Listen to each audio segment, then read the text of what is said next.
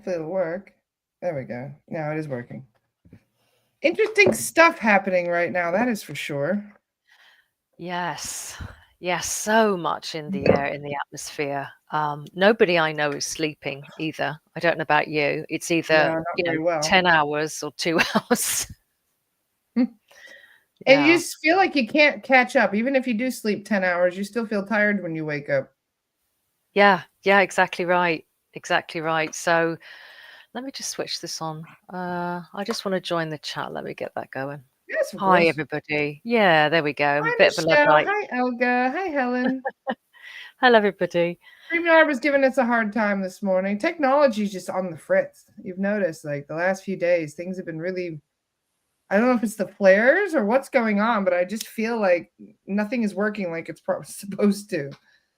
No, there's a lot going planetarily too, all the cosmic stuff. I mean, it's just a convergence right now, isn't there, of energies? Yeah, indeed. So good morning, everyone. Grand rising. Nice to see you all. So nice to have Jacalyn back with us. Thank you. It's lovely to be back. How have you here been? with you, Laura? Good. I have to say, good. And when I go like this, good, I have to say it's in the context of everything. It's been a wild ride. I can hear it in that good. It's been kind of interesting. It's like, my God, bare knuckle ride here, and we are in it. We are in the eye of the storm, the Great Awakening, and it's really powerful, and it can be exhausting. We all know that, but it's exhilarating at the same time. So yeah, I'm good. I have to say, happy to be here. How are you doing, Laura? I know that you've been on a trip of late, have you not? I'm always on some sort of a trip. I mean, this whole planet, this whole lifetime is a trip, a trip with a trip within a trip. So it's been, my guide said it carefully. What was it? A few months ago, they said, hold on to your pants. And I had a bit of a giggle about that because I'm like, I'm already holding on. Is it going to get crazier? Yes, it will. And sure enough, it certainly has. We've been dealing with all kinds of interesting experiences, and the energies have been kind of all over the place. And now I feel that we're experiencing an even deeper awakening aspects within ourselves in the collective. So it's an exciting time to be here, but as you said, we're all exhausted, and it's like it's like running a marathon. And it is. And most of us, those of us who are a little bit older have waited for decades for this time, almost like an Olympic runner, and now it's here. We're excited, but we're also right in the heat of it. One thing I want to say is there has never been a better time to ground yourself. And I know that Pam Gregory recently did a really wonderful video all about grounding, and whatever that means for you, get into the earth, get into nature, and do human things. Go hug a tree, do human things, unplug, because I think a lot of the cray-cray, the crazy stuff is online. There's a lot of cray-cray out there, as people just don't know how to ground this energy that's coming in. A lot of confusion, a lot of misinformation. Yeah, have you noticed too? Like crazy ideas, like just suddenly people that were quite, reputable and grounded, and suddenly they're saying all kinds of things, and it's like, wow, that was interesting. So we almost have our thumb on the pulse of reality right now when we do this work, because we can see through our clients what people are picking up, how much they're being affected. And I said this a couple weeks ago, but when I first started doing spirit release work, and this was about, maybe 18 months ago, give or take, I was noticing that certain things used to be a lot more rare than they are now. Imposter soul guides, for example, used to be quite rare. We would only see one imposter for every 10 clearings, and now we're finding them maybe 2/3 of the time when we do a clearing. And so I asked the guides, I was like, why are there so many imposters? What's going on? And they said they don't have to work as hard to get in now. Because the more we tune in, everybody's mediumship abilities are coming online. People are starting to have massive leaps forward. Like, we're quantum leaping here forward in consciousness. And unfortunately, the downside of that is that people are going to be more easily affected by the dark side too, because that veil is so thin right now that you can be messed with in ways that you don't even expect, especially if you're for lack of a better word, a muggle who's just trying to live your normal human life unimpeded by all of these crazy chaotic energies that are happening. So people that are going about their day-to-day life are starting to notice that things are not the same anymore and that things feel really off. And they don't really understand why. But the way that we do the work, we can kind of see how the thought forms are being affected. People are thinking more erratically. There's more chaotic thinking right now. A lot more just people needing that assurance, people needing some kind of a validation or an understanding as to why they feel what they feel, because nobody can really understand it. They're just like, I don't know what I'm feeling right now. Like everything is too intense and it's all being compiled on top of it in layers. And it's a lot. The whole collective is either healing or they're going through a dark night of the soul or they're going through some kind of a spiritual awakening right now. Everybody. Totally agree. And it really is a time for discernment and Big time. going with your own intuition and gut. Whereas there might be some pretty words spoken and a lot of bells and whistles, but if it doesn't feel right, really listen to yourself, because that's your intuition, your higher guide speaking through you. Yeah. A lot of people getting new soul guides too. As we move up in vibration, all of these new soul guides are coming in and they're like, I'll take a human. And they're like, I'll take what I'm offering. So as There's a we lot of move help. up, we get more access to higher frequency assistance. So that's exactly really nice. right. We had this conversation last time, Lara, and it's really come on in my community. We have once a month, we host a Galactic healing. And that has really shifted us, where we do it in a protected circle. So we hold space with each other. We're sovereign, we're grounded, but we really open up to the galactic, if you will, family, the greater family, who are here at this time to help us clear a lot of the crud that's coming up for clearance, right? And a lot of the stuff that we're being bombarded with. And all the different, I guess, organizations, civilizations that are coming in to help us. Yes. And people are actually even experiencing them in actual reality. A lot of people are saying they've had first contact already, which is fascinating. So the veil is I was definitely going to say thinning. first contact. I mean, First contact. Yeah, people yeah, are making those claims, Well, I'm sure there are, galactics that are coming down to talk to people, but it just makes me laugh that people think they're the first ones when this has been happening for thousands of years. They've been making contact. They just have to do it very hush hush, And, Yeah, well, what I mean is first contact, I guess, for them, okay, yeah. In the real kind. I mean, people are claiming that they've had encounters, and they're beginning to feel confident enough to share it without people thinking they're going mad. And I think that perhaps is the difference now. The climate is a lot more open and amenable to these kinds of experiences. Well, it's getting to be more interesting for sure, at least. I mean, I I was doing clearings last night and I was finishing up with the medium. I was talking with Zach and I said because Zach is a Salation Pleiadian, and I said, can you just check around my perimeter, make sure there's nothing around? And he's like, yeah, you've got an eavesdropper at your window. And I was like, interesting, an eavesdropper, do tell. And he's like, yeah. I'm like, is it a soul guy or is it a beastie? He's like, not quite. And I was like, what is it? And he goes, it's a shadow person. And I was like, oh. And I pulled across my window. I was like, pulled back my thing. Because the shadow people, they're everywhere. They're all over the place. They're a galactic race. They're very nosy. They're not really good or bad. They're just kind of neutral. But this is what I mean about, we have aliens around us all the fucking time. They're everywhere. We just don't know they're around because we can't see them just yet. But people are starting to see things in their peripheral. They're starting to be able to connect telepathically. And there's still like so many different races that are starting to connect with their own star seeds too, through channeling and communication, through all kinds of different channels. Yeah. There's also the elementals, the beings that are here.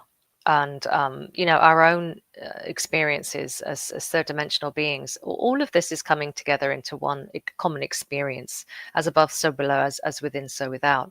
So, I think what is encouraging to me is that people are really connecting back into their own elemental expressions. They're getting connected to the earth, the second and first dimensions.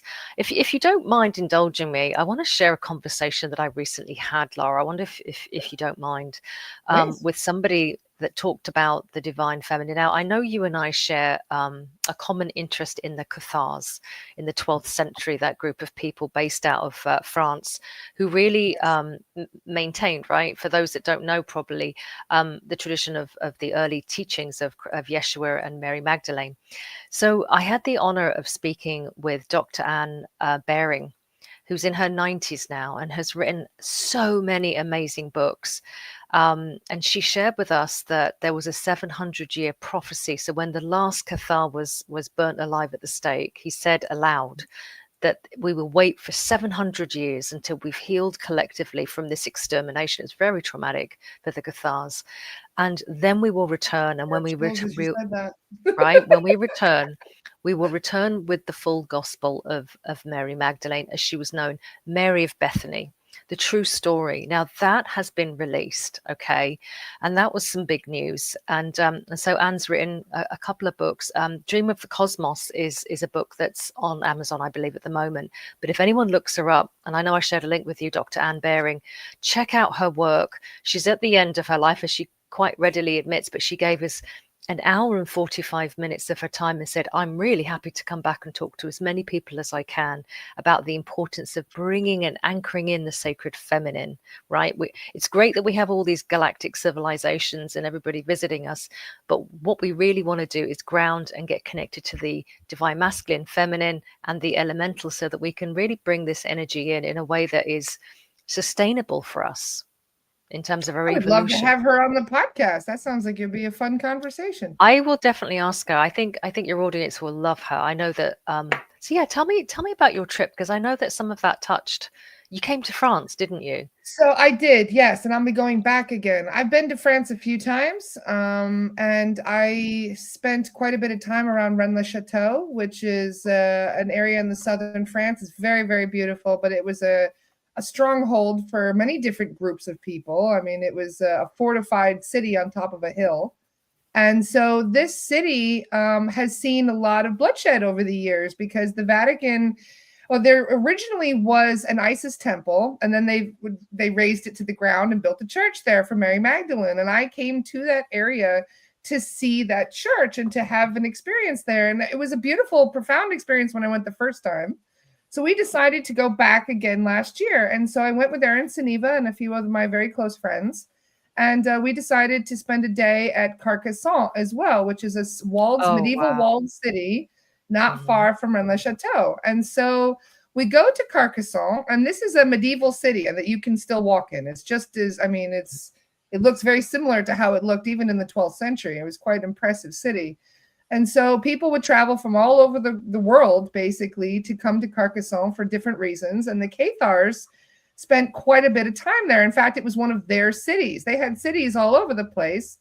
And for those who don't know about the Cathars, they were called the good Christians because they were so altruistic and compassionate and very just understanding and did not judge other people. They just wanted to love God in the way that they love God. And they wanted to practice their religion and their spirituality their way. And as many of us know, the Vatican couldn't have that. I mean, they wouldn't allow that to happen because that'll start to spread. And then they'll start to have more understanding of spirituality. And it's a long story, but the Cathars were wiped out systematically. You know, one by one, their cities would fall to siege or to big battles. Carcassonne was one of the last last Templar and Cathar strongholds. And this was in around, I think, 1290, that the city went under siege for the very last time. And the Vatican, I think it was Spanish troops that were surrounding the city, but they ended up starving them out. There was no food left. They ended up suffering for quite a long time. I go to Carcassonne. I didn't know any of this history, really. I get there. I'm starving the whole time I was there. We ate lunch and everything, and I was still feeling like very off, energetically. We go and check out the castle, and there is artwork in the castle. And I can even just show it really quickly. I'll just Google it. But Carcassonne's had a painting on the wall. And as I looked at the painting, I got chills all over, head to toe. I felt sick. I felt like I was going to throw up. I just felt absolutely awful when I saw the painting. We ended up clearing the castle. We crossed over all the souls that were there. So I just want to show you really quickly. This is a picture of the painting that I sold. Yep, that's a famous. Yep, I've seen that one. And when I Yes. saw that, I immediately fell apart. Like it just hit me in a way that I can't really explain. I just, even now, just looking at it makes me want to burst into tears. It's very hard for me to even look at that painting. It is. And what burst into happened tears is too. too. That painting was put up there because they literally excommunicated everyone in the city. Once the siege was over, they stripped all the Cathars naked, the men, the women, the children, and made them march out of France on their knees as penance. So I wasn't killed as a Cathar in that lifetime, but they ruined my knees by making me walk out of France on my knees. All the broken pottery and dirt and rocks and things, but they ruined my knees. I could never walk again after that. So it was traumatic in many different aspects. Many different layers of trauma exist. And when you go to a place that you've been before in a past life, you pick up what we call soul fragments. And those soul fragments can almost re-trigger the trauma and make it more fresh in your mindset and in your physical body. And so when you go to a place like that where you were tortured and abused terribly, you end up feeling that within yourself, and it can re-trigger. I mean, I was mildly traumatized a little bit, but it allowed me to bring it to the surface so I could heal it and transmute it and understand what I went through. So I was able to heal that other version of myself in many aspects. So to go off, a little bit there, but there's a lot of us that have this deep pain and don't know where it comes from.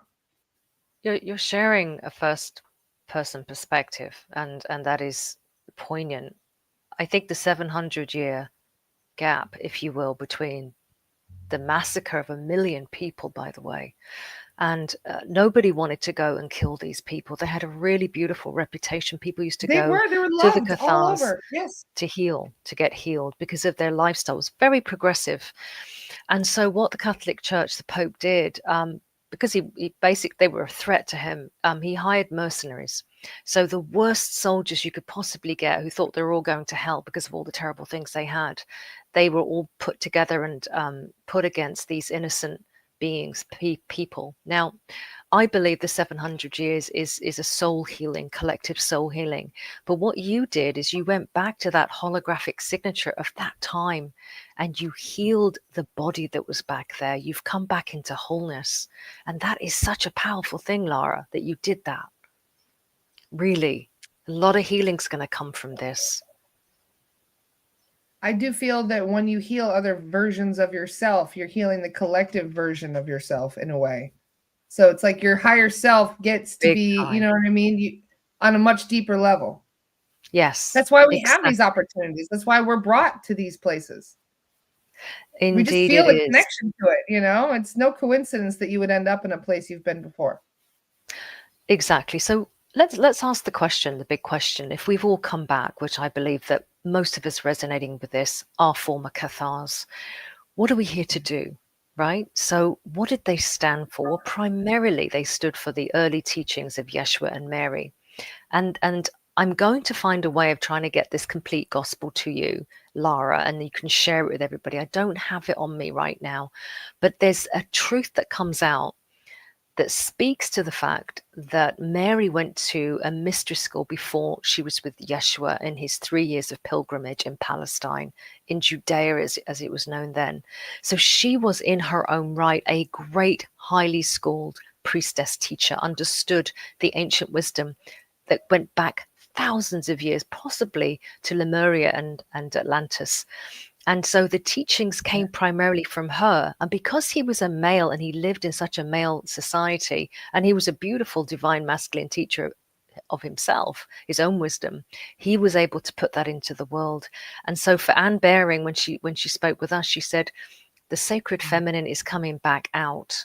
So she will be known, and so will this message. And I believe that that is part of our healing collectively, is to return the divine feminine. That's why it's all so crazy right now, because we're out of balance. Yeah. I think that we are starting to have this collective reckoning in a way of because there's so many people healing their witch wound right now as well, myself included. because I was burned at the stake, and so many, I mean, probably close to 1 million people were all over the world. And so there's it's like a dark shadow that just follows us, you know, until we deal with it. It's always kind of looming over who we are. And it brings out triggers, and it causes all kinds of stuff in our lifetime that we don't really even understand why we're going through it. We don't realize that we're rehashing and bringing up old wounds. Right, right. Well, the fact that we've passed out of Kali Yuga, which was an age of all of that karma and dharma and reincarnation and trauma, and we're moving into this cosmic age, this beautiful, the beginning of a golden age. It's going to take obviously some time to come in, but this is the time to do all of your somatic healing, your shamanic healing, whatever healing you need to shift this out of your body, not bypassing, not seeking here, there, and everywhere, but really understanding that you are the font of your own wisdom, the teacher, the way shower. It's not about somebody else. Somebody else can share their expertise with you, and they can walk with you some of the pathway like a pilgrimage, but they don't take the place of you. It's your knowing that is coming online right now. Yeah. Oh, that's beautiful. I'm excited. I'm all ready for it. Because all these versions of us, if you think about it, because of the quantum nature of reality, all of this is still happening somewhere. Right. Somewhere in an alternate reality, alternate frequency, other dimension, you are still going through that horror as we speak. But you're also, if you think about it from that perspective, you're also walking with Yeshua and Mary too, right? You're also experiencing all of the glimmers. And I think that we can get so fixated on all the bad things that happen to us. It can really drag us down. It's a case of, yeah, that did happen. I'm alive. I'm here. And what am I going to do now in this now moment on this timeline?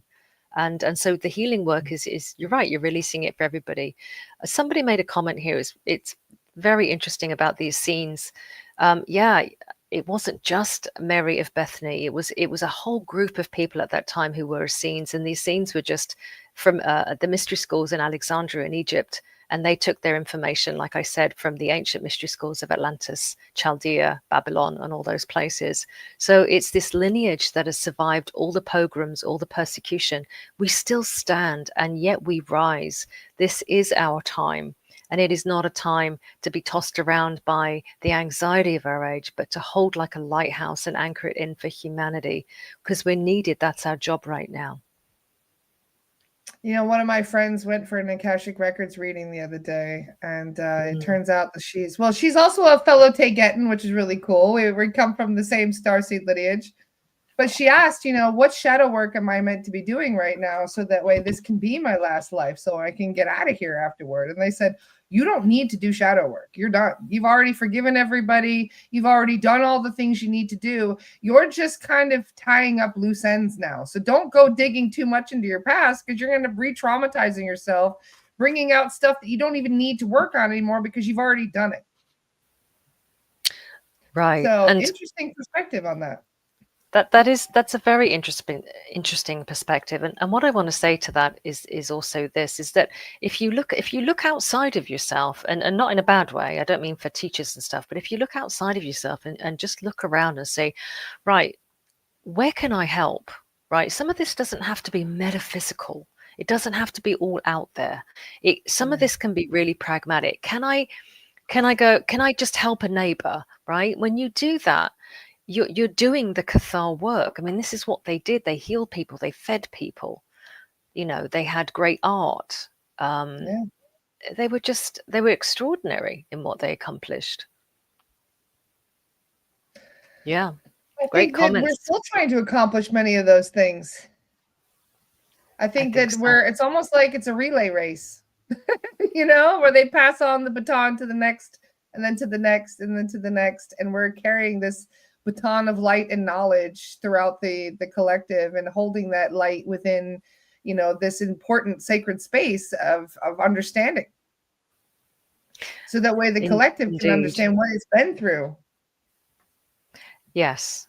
And I think, I mean, Anne made a really, just to bring it back to her conversation, she made a really interesting point about the fact that if just think for a minute, if Mary and Yeshua hadn't been in that region, which was the center of the Roman world at that time, think about it, the epicenter, What kind? I mean, we all know the horrors of ancient Rome with slavery and gladiators and all that stuff. Quite dark. If they hadn't come in and injected their frequency, where would we be? What timeline would we be on now? Right? They set in motion something, a movement, and even if that movement was persecuted, it shifted the reality that we experience today. So again, it's another time that we can do that. We can carry on their work and live in the light and live and walk the light out loud. Yeah. Oh, that's beautifully said. I mean, this is the perfect time for it. This whole experience that we're going through with the 5D shift. I feel that a lot of this, it's almost like alchemy that we're doing right now. We're transmuting. Mm-hmm. Yeah. I want to thank the lady Shiraz for sharing my stuff. So, I mean, what we're experiencing in our particular circle of women is this tremendous remembrance that's coming in. So all of a sudden, timelines, past lives, future lives, even gifts that were understated are just coming to the fore. A knowing and knowledge is coming out. And I just want to ask some of your audience if they're experiencing that too. Are they getting these epiphany moments, these revelations? Are gifts coming online for them, even if they seem a bit strange? I'm just curious about that. There's a lot of people learning different things. SCHH. Oh, Brilliant. that's a form of hypnosis. Oh, that's Soul-centered interesting. hypnosis. Yeah. Very cool. Yeah, right. I mean, look at all these modalities that people are learning, right? Because we're going to be transcending medicine, aren't we? We're going to be stepping into the med beds and self-healing, frequency resonance work. There's a lot going on in the scientific community around quantum healing. So it's a wonderful, wonderful time. Don't forget the Gnostics. No, of course not. They carried on a lot of these traditions into medieval England and so on, into the Reformation and the Enlightenment. Absolutely. I can't wait for the med beds either, Michelle. Yeah, so many gifts coming online. Nice to see you, Steph. So yeah, we're all ascending in many ways. We're raising in frequency. Our gifts are coming online. It's almost like that dormant DNA is being turned on. Maybe it's all these light codes we're getting from the sun, because the sun is going berserk as well lately. We've been getting all kinds of activity from the sun. And I think all the suns are linked. They keep talking about this central sun and how it's sending out certain frequencies and light codes. And by the time they get to our sun and then they come to us, we get headaches and other things if we're not well grounded. Yeah, but you have no idea how much energy frequency shifts are occurring. Another reason why they're probably trying to blot out the sun right now. They know this. They're trying to scramble those codes.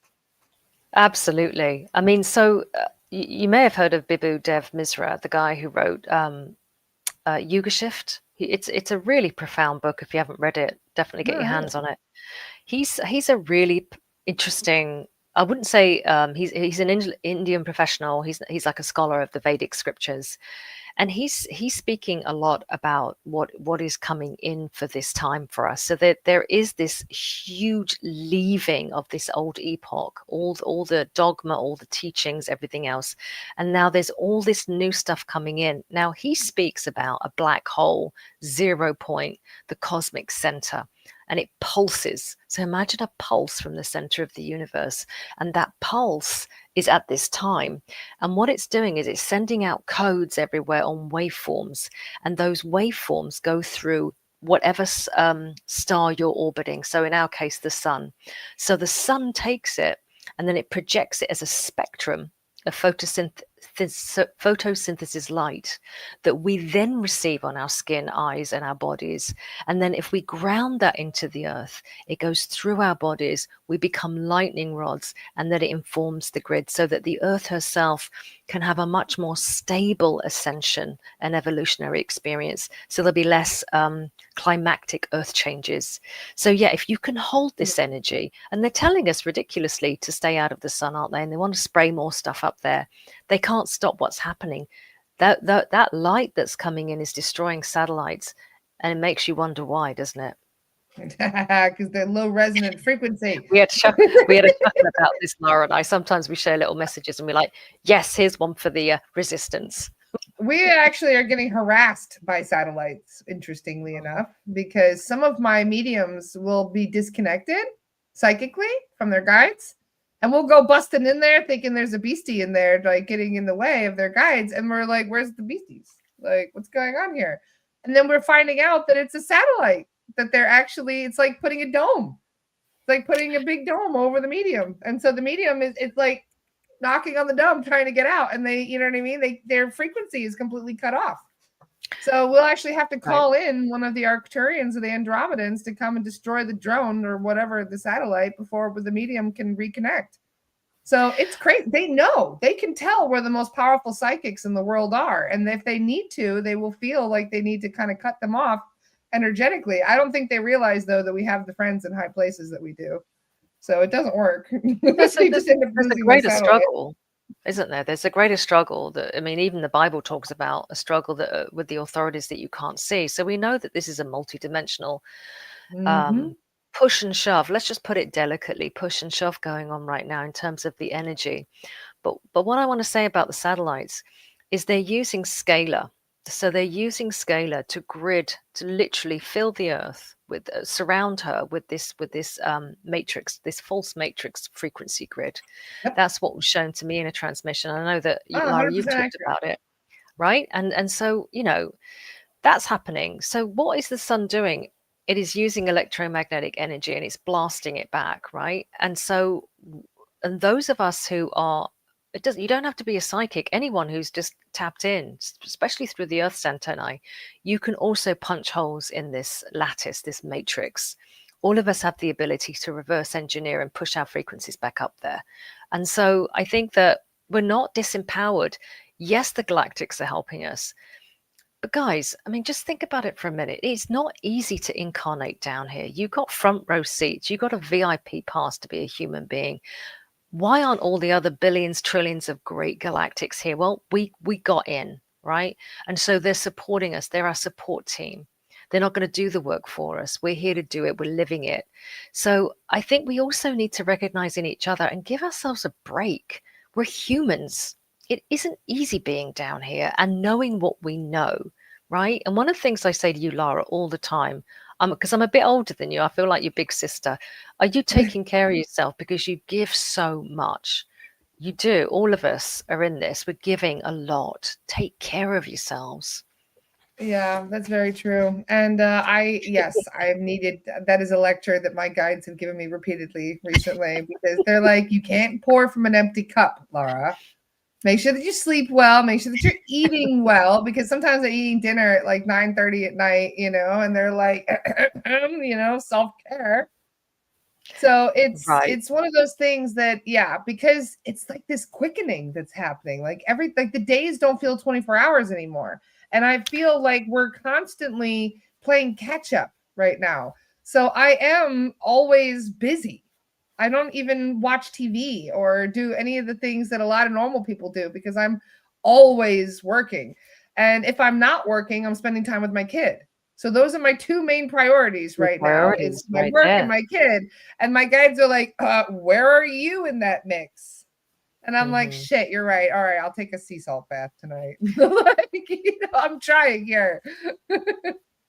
Yeah, exactly. And we all hold space for each other too. But going back, whatever you can do to nourish and take care of your body and to ground to the earth, that is going to get you through some mileage of what's coming up. It is only just begun. I don't say that to make anybody afraid. It is a fact. We're going into a new time period. Good. And so we volunteered. Finally, we volunteered, and we're doing this as a community all over the world. That's a great thing. The fact that you're lucid is amazing. It really is. The fact that you're awake and aware and you are actually like actively manifesting this with us is a huge thing, because so many people, I look at the shift as kind of like a tug of war match. Because in some ways we're yanking that frequency up, but in other ways, the cabal and the others who have a vested interest in keeping things the way they are keep doing things to kind of yank it back. So it's this. I mean, they'll start a war. They'll create a tornado with their geo. You know, there's all kinds of different things that they can do to lower the frequency too. So we're constantly like in this volleyball match. Yes, exactly. And I just want to offer everybody here, I offer a free daily meditation for all light workers. It's very restorative. My community has found it to be really powerful. It's like it's a 5-step meditation, and it really, I think you've done it with me, haven't you, Lara? Yeah. And it just really brings you into the present moment, empowered I am presence, and nothing can shake you from that place, no matter who, what, where, why. Okay, that is your center point. That is 0 point. You are connected to the center of the cosmos from that point. You don't have to go through anybody else. You're directly plugged in. So I offer that on my YouTube. It's free. I do 28 days, and you know, and it's important that we do these things. We hold space with each other. I keep saying that, but we need to be in community. That's the most important thing right now. Yeah. Looking after each other, supporting each other, and just holding that space. Absolutely well said. Yeah. That's what we're trying to do with work. Yeah. Exactly. Laura, I have to go now, but I just want to make sure that everybody remembers Dr. Anne Baring, Dream of the Cosmos. I know that you're going to put some links up. Now, I recently did a course about the Archons. I know that you very literate audience here know about the Archons. We found it to be a very powerful protective course, reasonably priced, I have to say. And we also downloaded a meditation from the Divine Sophia herself, which was extraordinary, which we shared with Anne, and she said it was powerful. So check it out, and keep the faith. I mean, that's what we can do, right? Keep the faith, keep moving. Absolutely.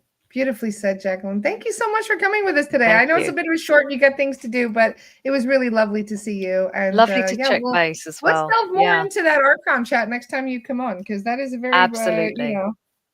Yeah, no, it's good stuff. And like I said, Anne knows all about the Archons. In fact, there's been a few times I've gone back to her and said, "Is it, you know, did I get that right?" And she's like, "Spot on. This is what everybody needs to know about the Archons." So I was quite happy because she's a Gnostic scholar. I mean, she knows her scripture really well. So yeah. Anyway, lovely to meet you guys again. See you and be in community. And thank you so much, Lara. I'll speak to you soon. It's a pleasure. Take care, love. Bye-bye. Bye-bye. I'll hang out with you guys for a couple more minutes since she had to leave a few minutes early. How is everyone? What have you guys been up to this morning? How's everybody feeling? And I really do love that chat. I feel that Jacalyn is spot on when it comes to this collective awakening that we're happening right now, because I feel that many of us are in this exact moment where we're supposed to be. You know, everything is happening exactly how it's supposed to, even though things can be a little bit chaotic. I actually feel extremely optimistic. In fact, the more that we kind of get pushback, the more I feel like we're winning, actually. That's why they're pushing back so much. You know, we're making them panic a little bit, especially those bigger beasties that have such a vested interest in keeping this planet the way it is. So any questions about anything that's been going on? Thought I might stick around for another 15 minutes or so. We'll get it up to that hour. Michelle says, I got a soul contract reading from Loy yesterday, and it was amazing. Oh, Michelle, I love that. I hope it went wonderful. I would love to hear about it a little bit sometime if you're up for it. We should actually have a chat on Astara sometime where people are kind of sharing their Akashic Records sessions, because I love hearing about your soul histories. Scarmonte says, spaced out. I feel a sphere of light going in my crown 24/7 recently. Feels like pressure. That's probably, yes, I was just about to say that's probably those light codes. And then Amanda says, what about this red sun thing? No, that is I've actually seen a double sunset before. As I was talking about it the other day, I went to Mauritius, Mauritius is a small country off the coast of Africa. And it's a very interesting country, to put it lightly, but there's pyramids that have been there for longer than, probably 4,000 years, give or take. And if you go to those pyramids, you can see a double sunset where if you stand right next to it, you'll notice that you see the sun in the sky, and then the sun will set, but there's a second sun that it separates from. It's like it's up here like this, and then one will come down, and then the second one will come down. And as you look at it, that is exactly what that double sun, that red sun that people are taking pictures of, that's exactly what it looked like to me. So it does make you wonder, like maybe we're seeing the sun in 3D and then also 5D. Maybe the veil is so thin you're seeing both versions of it as it's setting. That's the only explanation I got for you. I can't think of anything else as to why people would be seeing this double sunset. A lot of people are saying it's Nibiru, but the whole Nibiru thing came from a lot of those Sumerian texts, and the Sumerian texts are like the original Bible that was written by the lizards, basically, according to many of these different sources, like the Tegetans. They said it was the original Bible that was written to kind of manipulate humanity. So there could be all kinds of different shifts that are occurring that we aren't even knowing about because of these different thinning veils that are occurring. It happens in pockets, if you'll notice.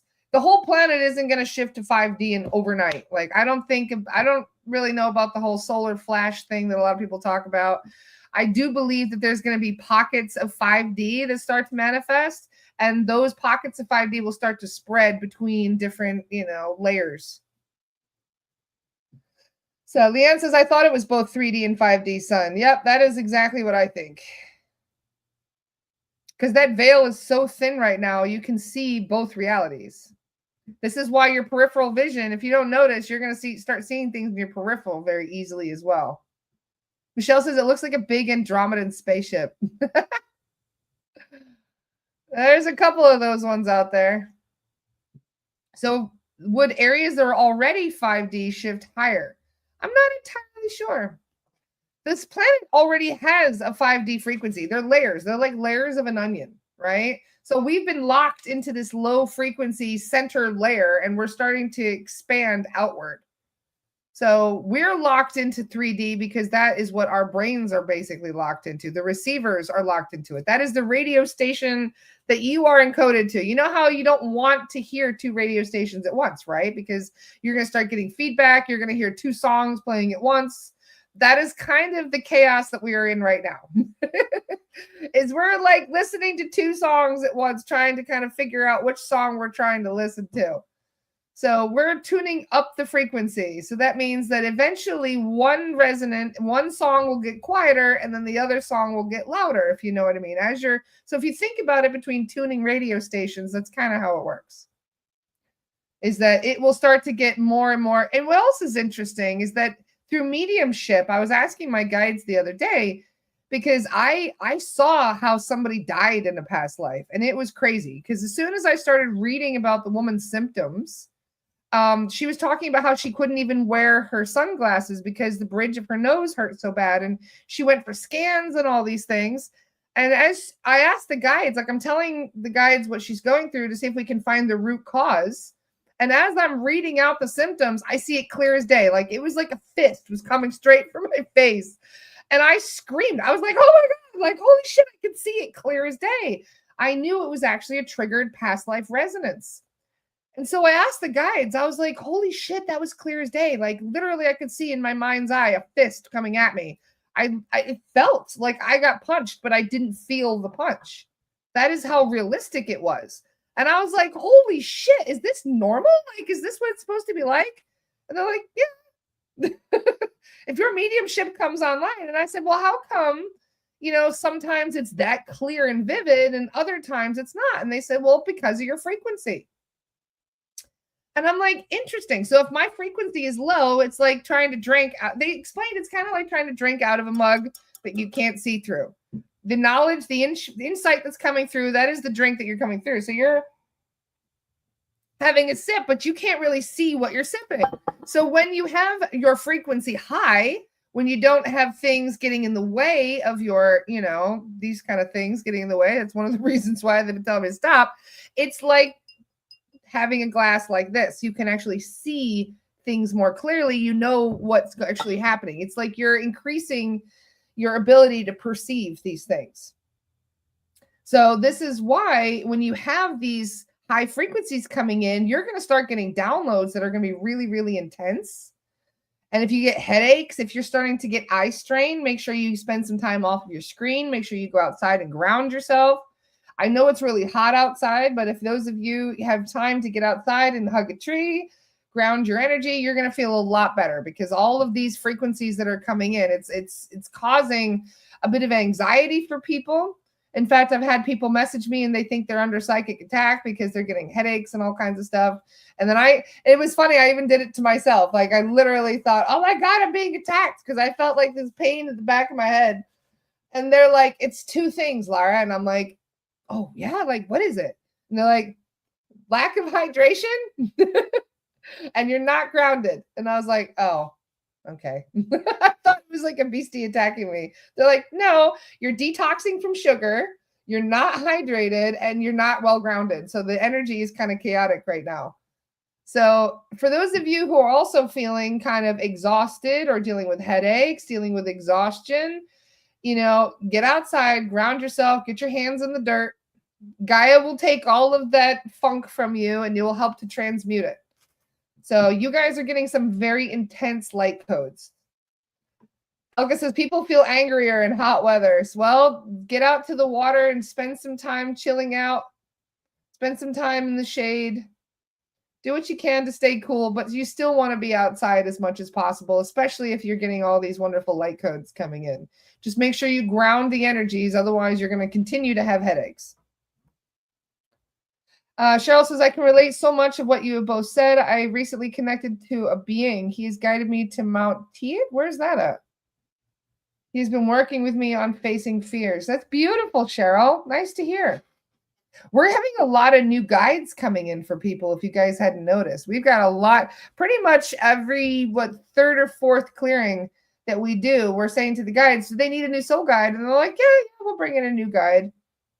There are so many galactics, so many angelics that are coming in. Now that the frequency is getting higher and higher, we've been getting more, what's, for lack of a better word, reinforcements, which is really nice to see.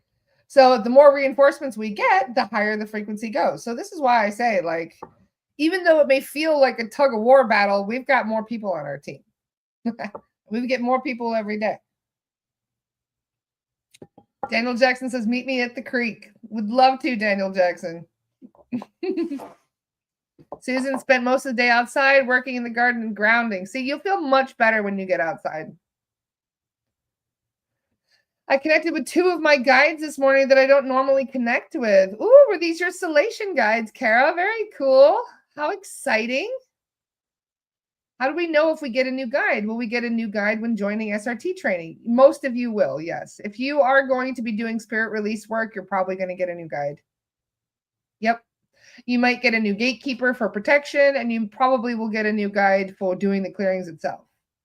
Because as you start, even if those of you who are ready to be a facilitator, look at Bradley. Bradley started out as a facilitator, and now he's already doing mediumship. And it was funny because Bradley was like, Laura, I'm going to join the academy so that I can be your facilitator. And by the time I'm finished and I get my certification, you'll probably be ready on mediumship. And I'm like, all right, cool. And now Bradley has actually superseded me with his mediumship because of how much he practices. He does everything right. That's why we jokingly call him Hermione as well, because he does everything right. And then you'll start to notice all your gifts are coming online, and you're able to access all kinds of things that you weren't expecting before. And just doing the facilitating, just hanging out with spirit guides throughout the day. I do 3 to 4 hours a day of just clearings. And that is all that time that I'm working with spirit directly. So my frequency is going up rapidly. And this is also meaning that people are leaving my life because all that low frequency stuff, they don't understand you anymore. People are starting to disappear that are kind of like drama focused people, As you start to go up, you start to attract other people that are high frequency. You'll start to attract new guides that are higher frequency, because as you're moving up, you'll be able to access their consciousness in a way. Because as you remember, if your frequency is down here, you're only going to see the beasties that are down here. But if your frequency goes up and another soul guide comes in and they lower their frequency, you're able to connect. It's like those 2 radio stations connecting again.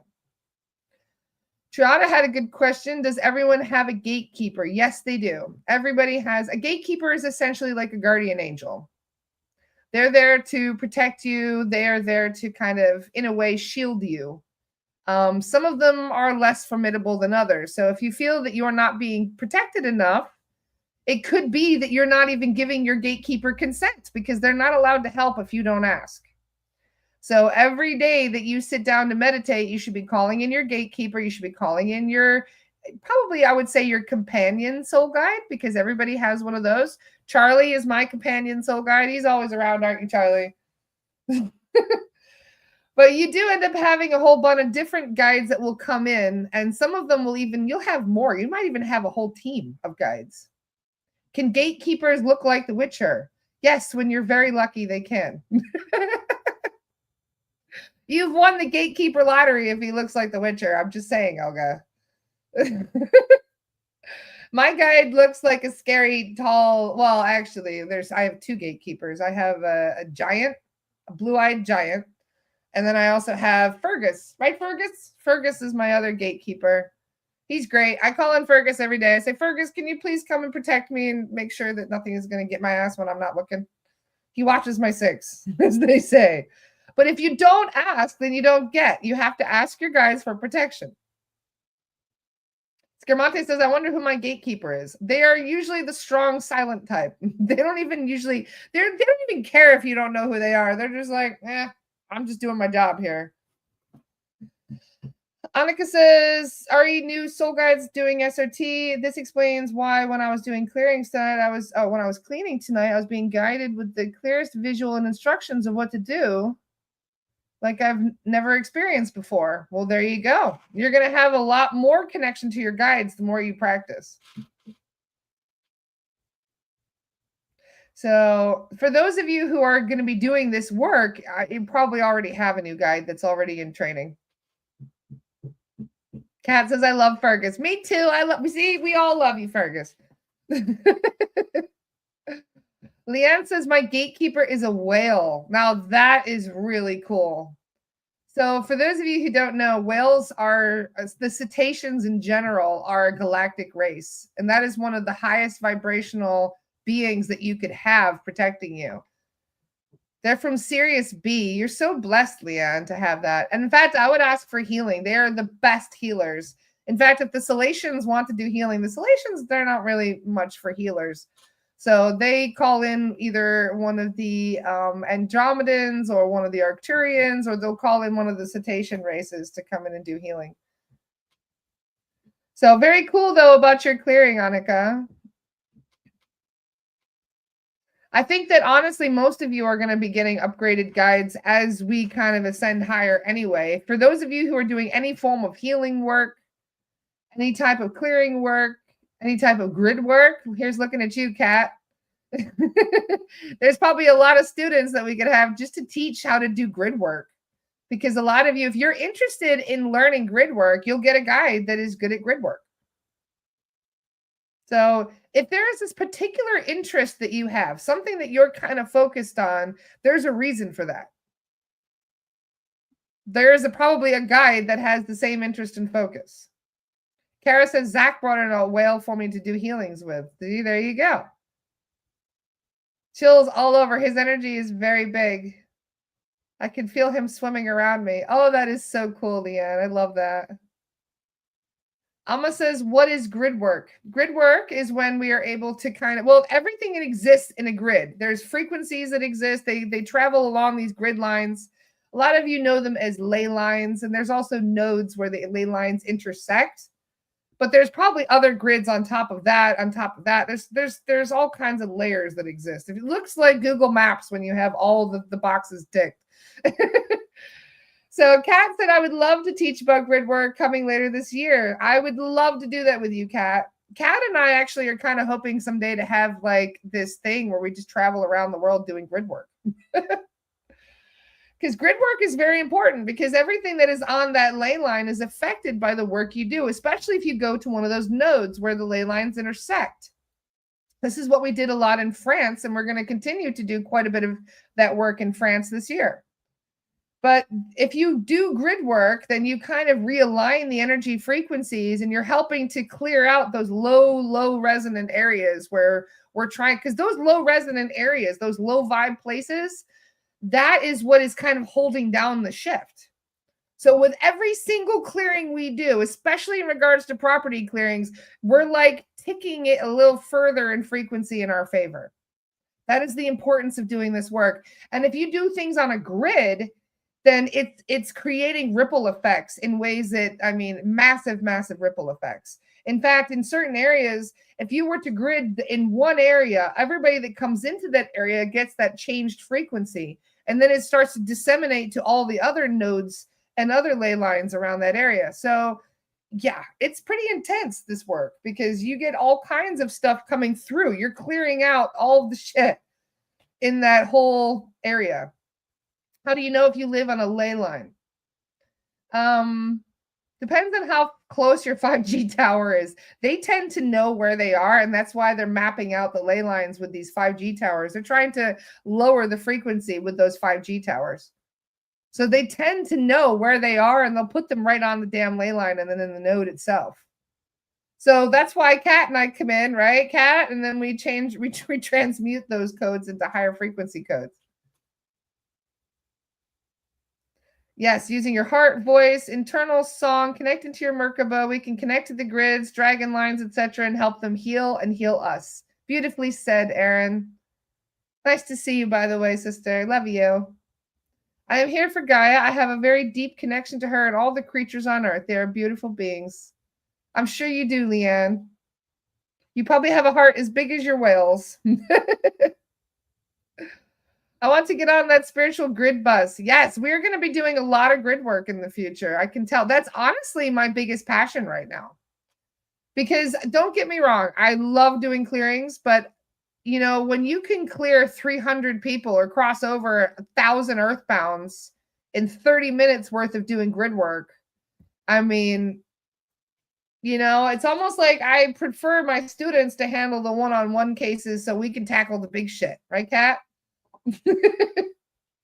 Transmute and transform into 5D. So yeah, clearing crowds, clearing big areas, especially areas that have those ley lines and those nodes in it, is a very good thing to do. Because it affects the whole area around it. It affects the people that live within that area. It affects all the people that come into it. And it heals all the people too. Because a lot of this is, we're very connected to the earth. So if the earth has got an area that is sick and dying, then we go into that area and we get sick. So clearing out is, I mean, it's good for the animals. It's good for everybody. Scamonte had a good question. Where? I missed it. When are we going to practice? When we are going to practice, could we ask Adriana and Zach who the new guides are? Would it be nice to know? I am excited. I can't even deal. That is going to be the first part on Sunday. Yes, you guys will be able to talk to Zach. We'll talk about our guides. You'll be able to ask questions. We're going to have like a whole hour designated to discussing that on Sunday morning, Sunday at noon, for the Spirit Release course part 2. So yeah, that'll be Adriana and Zach, because we have it broken up into different chunks there. So that'll be when Adriana comes on with Zach. It will be Sunday morning at noon for 2 hours. The first hour will be a whole discussion about soul guides, how to recognize imposters, how to know when you need a clearing, and a little bit more tips about self-clearing and other things like that. So you'll be able to ask Zach about your guides. It depends on how many people we have live with us, because we will be having practice sessions once a week with all 3 of my different mediums that are trained for SRT right now. So yes, we've got all kinds. Oh, one done, Aaron. Aaron's cleared 26 earthbounds in Boulder yesterday, stuck in one spot where there's new construction. He brought one home. Interesting. Well done, Aaron. It's very nice to be able to cross over these earthbounds, because they're also keeping the frequencies kind of low. They don't mean to, and I asked the soul guides, I was like, how many earthbounds do we have left to cross over? He's like, about 1 billion. And I was like, all right, challenge accepted. I was like, we're not talking like, it's like over 1 billion. He's like, yeah, a bit over 1 billion. I was like, 2 billion? He's like, no, nothing like that. I'm like, all right, cool. So it's doable. Good to know. There will be plenty of opportunities for you guys to join our next course as well. We're going to be doing these courses every couple months. I didn't even know about an attack in Boulder. Kat says only 1 billion left. We're halfway done. There we go. See, we're getting there. Jessica says, imagine how many are trapped in those boxes. We've been thinking about that quite a bit, actually. I don't want to talk about it too much because I don't want them to know we're coming, but we're going to sort that out. We're waiting on getting a bigger team because not only are, the soul guides use us. They use our energy to anchor their ability in this frequency. So if it wasn't for us, they wouldn't be able to do these clearings. They're using our frequency to anchor in here and be able to manipulate these things. So the more of you that are trained to have trained guides, the bigger our posse in the astral ends up being. So we could take on big stuff like that, but it will take time. We will be doing a Lost Soul Rescue, by the way, on Friday. Friday at noon will be the next Lost Soul Rescue. We're going to do another one. We're not going to tackle that, but we will tackle other interesting things. Ari the box, I sent a question in the Astara group to chat of the SRT course. Interesting. I did ask the guides, like, if we could do a big grand finale, like on Sunday, if we could get everybody in. You know what I've been wanting to cross over? I want to cross over the people from the Titanic. I don't know why I care so much. Bradley may have also have a connection with the Titanic because he's very deeply connected with it for some reason. So imagine all those people stuck in a death loop. Many of them are. Many of them did not cross over. In fact, I was wondering, like, what even could we come across if we're doing that clearing? They're like, you don't even want to know what's at the bottom of the ocean. There's all kinds of interesting stuff at the bottom of the ocean we might bump into. I missed something. Let's see what. No, I didn't even hear about that, Jordan. That's crazy. I had no idea that happened in Boulder. That movie triggered me as a kid. I had to get carried out as a kid crying from the theater. Oh, Jessica. Aw.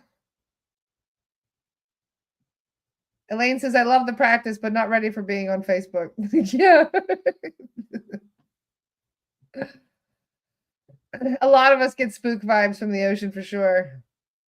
Any other questions about what we discussed for today? Oh, I love that Charisse just said, I also want to be there when you cross over the Olympia. I see what you did there, Charisse. Yes.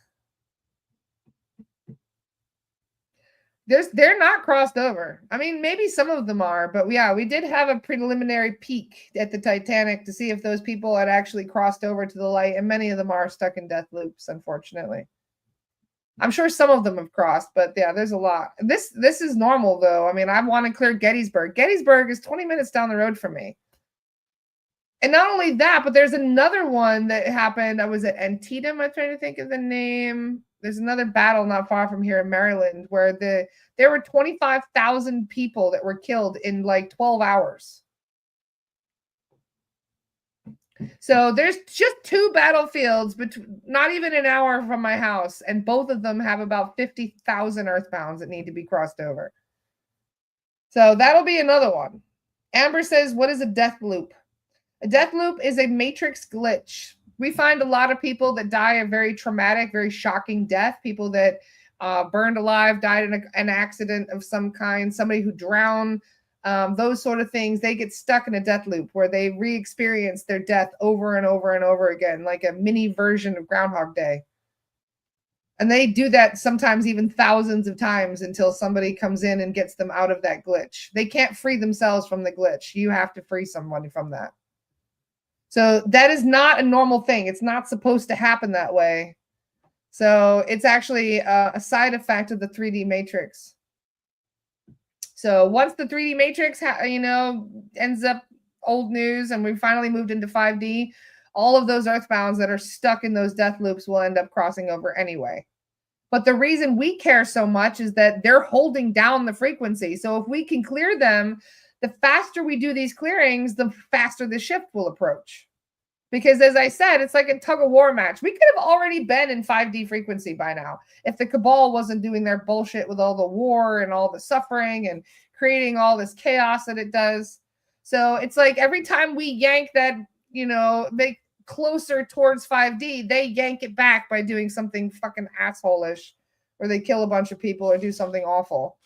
So this is why there's so many horrific things that occur and so many NPCs getting jumped by entities to make those things happen. Like all those shootings and things that occur. That is because they're trying to keep the frequency down.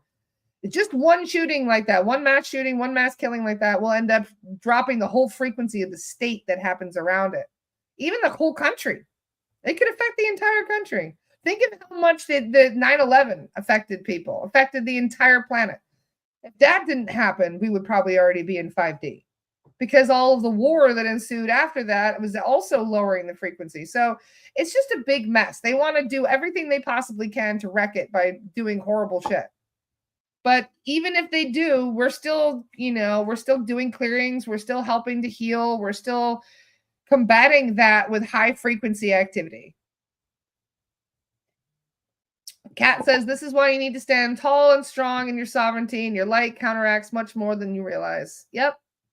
They say that just one empowered awakened starseed, just one, has the power of 1 million NPCs. Just so you know, you have far more power than you recognize. Somebody asked if someone would be shot in a robbery, would they pass? It's hard to say. It depends. Depends on several different factors. This is why we talk about lost soul rescue so much, because there's a lot of trapped earthbounds, people who haven't crossed over because of trauma, because of attachments, because of fear, and a whole lot more. My grandfather was a World War II veteran on the Kokoda Trail, then suicided years later. Skipping a lot of details, cutting to the chase. I think he led me to you and your SRT course. There will be so many more souls on that trail. Yeah, I can imagine. Yep. Well, you guys will be able to do the exact same thing that I'm doing with these lost soul rescues. You sit down with a medium and you say, what do you guys want to tackle today? What are we going to do? What are we going to clear? So you'll have your own little team of people to do clearings with. That is our hope. That each one of you guys create your own little Avengers group where you start doing clearings and start tackling these problems, because we can't do it all on our own. There's far too much.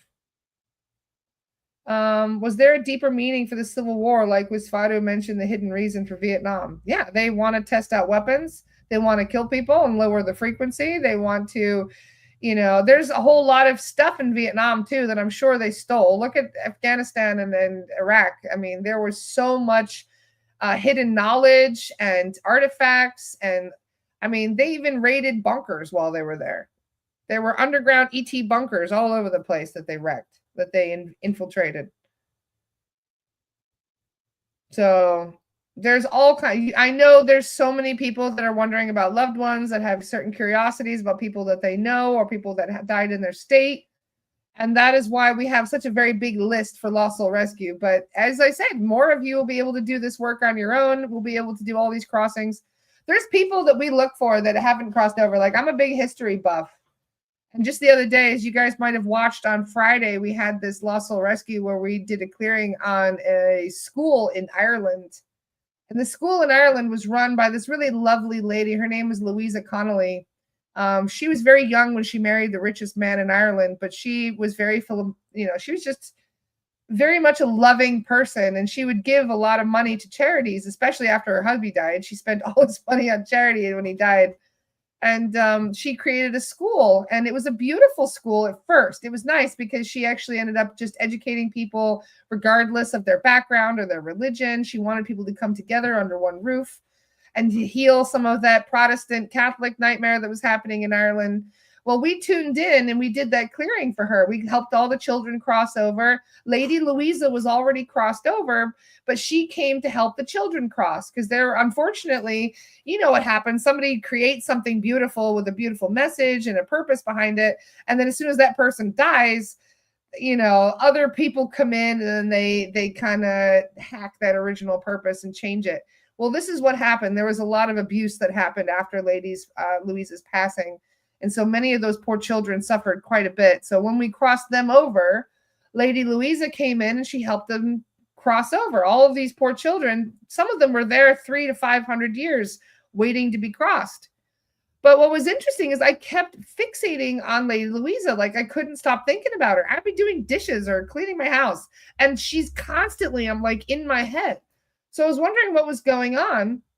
So I Googled her and I started doing research on her, and I immediately found out what she wanted from me.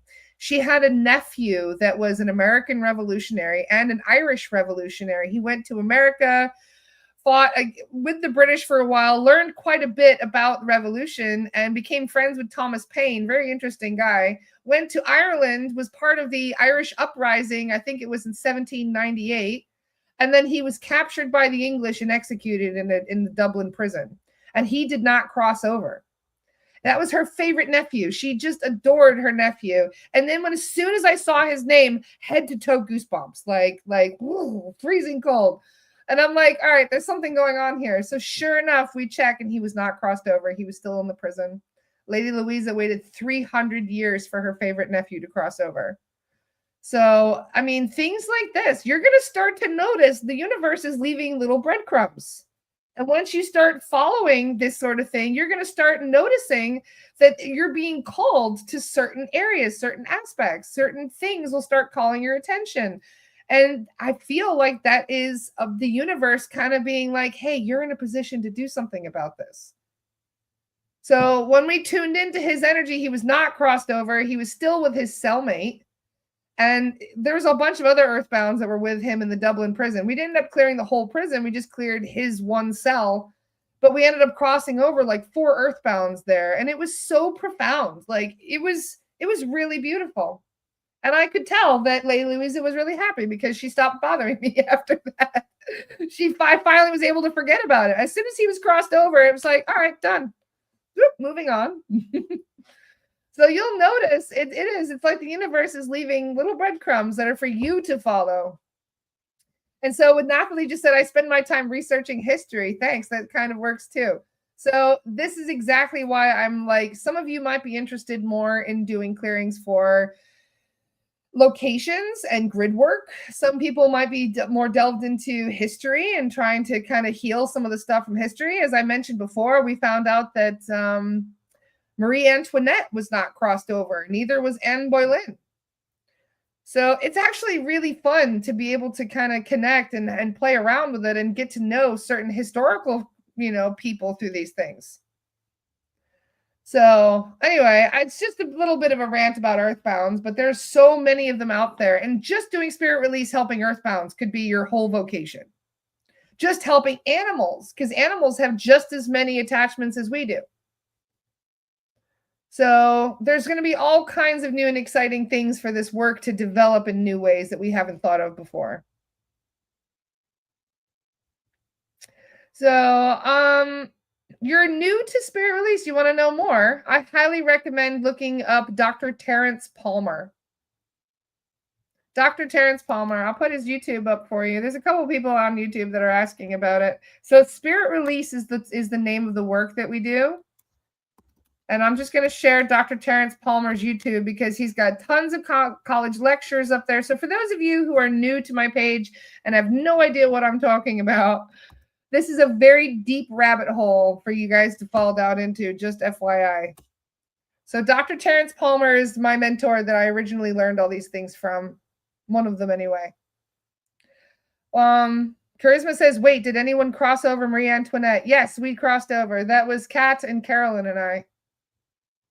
She was basically still wandering around headless. When we tuned in, we had to return her head to her. I know it sounds a bit crazy, but that's exactly what happened. So we also cleared Anne Boleyn. Anne Boleyn was not crossed over either, the poor thing. When you lose your head, you end up getting a lot of confusion. And it makes it very, very challenging to cross over. So for some reason, I had like a mild obsession with Anne Boleyn. I'm pretty sure I was part of the whole Tudor drama that occurred, because if you look behind me right there on my blanket, those are Tudor roses. I still have a hyper focus on the Tudor stuff. I don't really know why. I'm pretty sure I was there. So, but then when I felt that Anne wasn't crossed over, that's why I was like, no, we're going to check in on her and make sure she's okay. And she was not. So we're very glad that we did. So for those of you that have a hyper focus on a certain person from history, maybe you're meant to cross them over. Maybe you're part of that puzzle piece that's been waiting several hundred years to be able to finish it. So anyway, it was really lovely hanging out with you guys today. Thank you for hanging a little longer, even though my guest had to run for her next appointment. Christmas said, I've always had an obsession with Marie Antoinette. She was lovely, eh? In fact, we found out that she was an ascended fae. And I was like, what? What does that even mean? So you know how humans can eventually take more and more complex bodies and you work your way up and then you become a light being. Well, she never had to have a human incarnation in order to achieve that. She was able to ascend as fae. So she was like, you know how you go ascend to the angelic realms and then you're like, I'll drop in frequency and come down to earth and take a human life to try and help out. She did the same thing. She was like an angelic fae. So she didn't really understand that she was doing anything wrong with all of that drama. She just got, She wasn't supposed to die that way either. She never planned that death. Yeah, they hacked her plan, so to speak. I'm sorry to hear that, Meg. It's nice that he visits you, though. Kat, curious if she isn't crossed over, does that mean someone else living cannot hold that energy? Well, keep in mind, you still have a higher self. You still have all those other incarnations that you have existed. All of those are happening simultaneously as well. Can an earthbound like Marie Antoinette have sent out her story to people who experienced her trauma and past life regressions in order to get help? Entirely possible. Anything is possible. Absolutely anything. In fact, anytime you say something is not possible, the universe is like, hold my beer. Let me prove you wrong real quick. So I never say never about anything. In fact, when I do, the universe pretty much almost immediately is like, hang on, let me just prove you wrong real quick. Thank you, Elga. Anyway, I hope you guys stay nice and cool. I know it's pretty hot out there for a lot of you, except for you guys in Canada. Sending you guys so much love. I know you guys have a lot of fires and things up there. So we're sending all of the rain north to Canada right now. Everybody send all the rain that you have right now up to Canada and see what we could do to help the Canadians up there.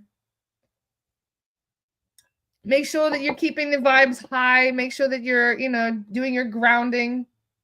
Michelle says it's only 81 degrees. It's going to be 81 here today, too. So I'm already slightly melting. Chandrika says it's winter in Australia.